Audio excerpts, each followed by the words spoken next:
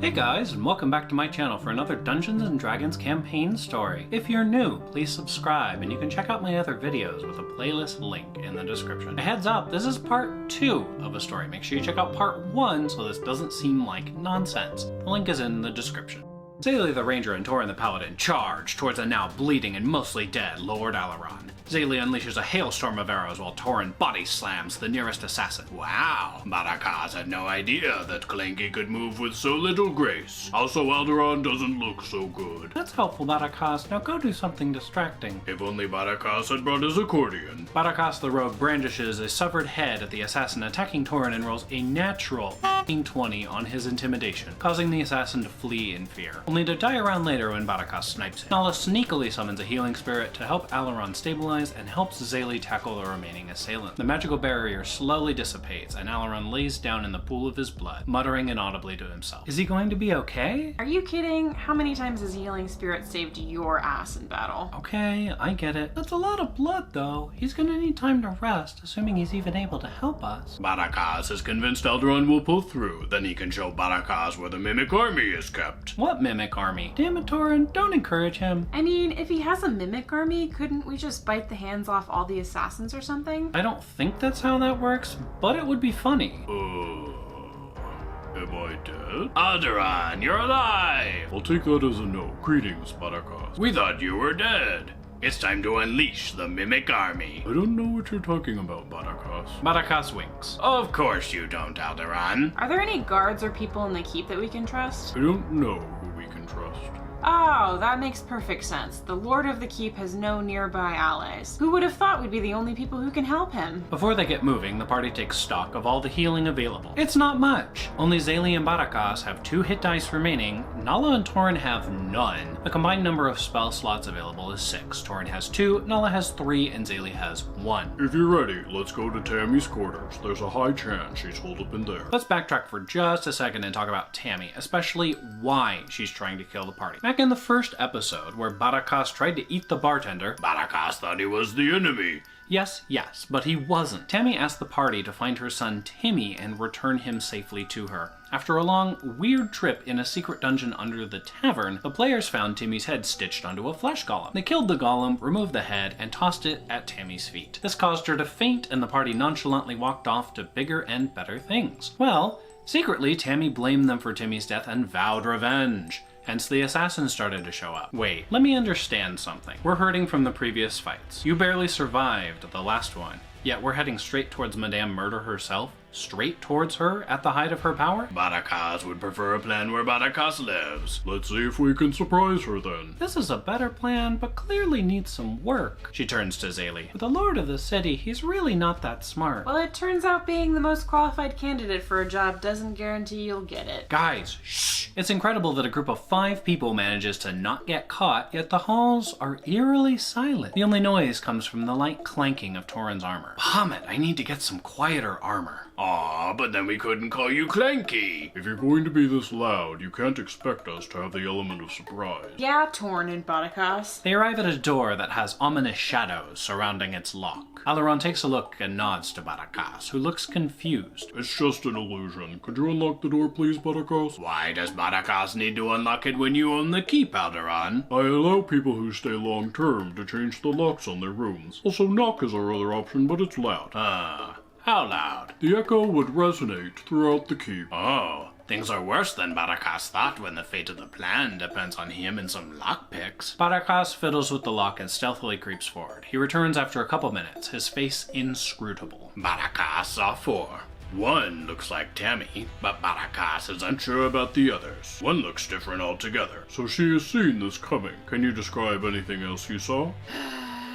Let me go look. Barakas, why is your backpack dripping blood? No reason. Why do you ask? What's in the bag, Barakas? Don't make me go in there. Ah, fine. Barakas collected a couple heads in addition to some fingers. Alaron looks visibly uncomfortable. Barakas pulls a head out of his backpack and is struck with an epiphany just as Xaeli returns. She takes a look at the severed head and grins. She and Barakas giggle quietly to themselves while Nala, Torin, and Alaron try to work out some kind of battle plan. What would be the best way to confront her? I'll try to keep her distracted while you guys take care of her friends. She's powerful, but I can buy you some time. Is there anything we should be aware of with her friends? Not that I know of. Guys, come on. Focus. What are you even doing over there? We've got a plan to distract Tammy. Care to share? Nah, just trust Barakas.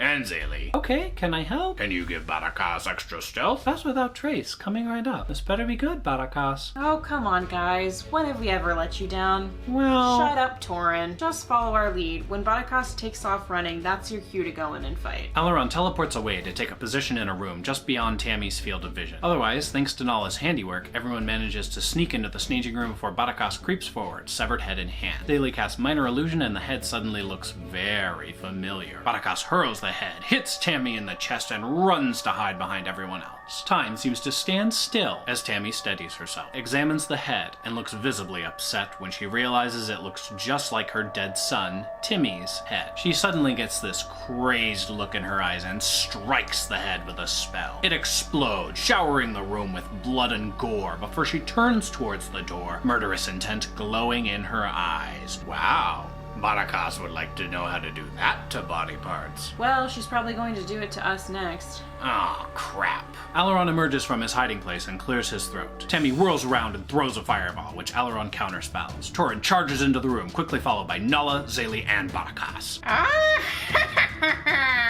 I see you brought your little pets out to play. I'll relish throwing their heads at your feet before I kill you. Your hatred blinds you to your potential and you waste your time on petty, misplaced revenge. I lost my son, Alaron. They should have brought him back safely. They let him die. The pair begin to duel, sending dangerous-looking spells flying back and forth. Torin attacks the nearest assassin while Nala throws yet another giant constrictor stake at the other. Xaeli creeps into the corner of her room and unleashes her secret weapon, arrows smeared in drow poison that Barakas loaned her not but 5 minutes ago. She carefully takes aim, holds her breath, and fires, rolling a natural 20. The arrow buries itself deep into Tammy's side, but the poison seems to have no effect. Stupid legendary saves. It provides just enough of a distraction for Alaron to blast Tammy, sending her sprawling backwards. Still in a blind rage, Tammy leaps to her feet and begins casting wildly. The constrictor snake suddenly disappears in a puff of smoke. Guys, watch out for what Tammy just did. I'm pretty sure it just killed my snake. Also, I'm almost out of spells. Why do you think Barakas is hiding in the doorway? Nala wild shapes into a bear and charges a nearby assassin, heavily mauling him. Perhaps Barakas made the right decision to hide in the doorway as Torin, already low on health, gets impaled by a poisoned sword. He fails his constitution save for the 100th time, damn it Torin, and falls limp. The assassin stabs him again for good measure before turning his attention to Nala. Your little dragon won't live much longer, Alaron. How does that make you feel? Powerless? Nala wild shapes out of her bear form. Hey, Xaeli, can you take this one? I'm not sure Torin's gonna make it. On it. Barakas, get over here and feed him a potion. I gave you 5 earlier. Ah, but Barakas is poor. Only 2 potions left. Fine, just use it on him, okay? Barakas is ready. Nala cracks her knuckles and unleashes a massive healing spirit centered on Torin. The assassin sees this and tries to stop her, but fumbles his attacks. Xaeli snipes him with a pair of arrows, and Barakas dashes across the room to feed Torin a potion. Through their combined efforts, Torin regains enough health to awaken with a horrible gasp at 3 hit points. Come on, guys, we still need to get Tammy. What about her other friend? Let's worry about that one if it shows up. Be quiet and get healed. Okay, guys, it's time for Plan Barakas. Eleanor, please no. Bahamut's sake. I doubt Apollo's gonna bail me out of this one. Barakas Suddenly plunges everyone into magical darkness as a void spear appears in the room, soaking up all the available light. The players can hear the sounds of Alaron and Tammy trying to murder each other with magic. Determined to finish strong, they all rush in the direction of the spell sounds. They back Tammy up against a wall and proceed to beat the living daylights out of her. As a final, defiant stand against her enemies, Tammy curses and throws a fireball at her feet, engulfing everyone in flame. Much to her dismay, only Barakas failed to get out of the way fast enough. Barakas stabs Tammy through her throat and she splutters before she falls to the ground,